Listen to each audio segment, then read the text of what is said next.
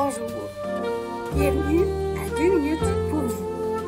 Je suis Catherine Emmanuelle Delisle, thérapeute en relation d'aide. Aujourd'hui, nous allons explorer ensemble les notions d'acceptation et de lâcher prise. Les enseignements seront tirés aujourd'hui du livre du même titre, écrit par Colette Portelance. Alors, quand on est une femme sans enfant par circonstances de la vie, ça peut être très difficile d'accepter qu'on ne donnera pas naissance à notre propre enfant. Comment accepter l'inacceptable, me direz-vous?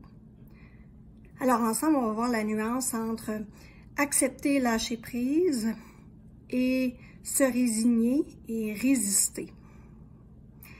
Tout d'abord, je veux vous dire que certaines femmes sans enfant par circonstance en deuil de la maternité restent coincées longtemps dans les phases de résistance et de résignation, puisqu'elles ont très peu d'espace pour verbaliser au sujet de leur deuil. C'est tout à fait normal.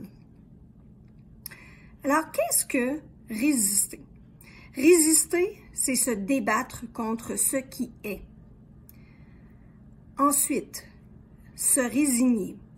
Résigner, c'est abdiquer, se placer dans une position de passivité et d'impuissance. Voyons voir la nuance avec accepter et lâcher prise. Accepter, c'est cesser de se battre contre soi et contre les autres.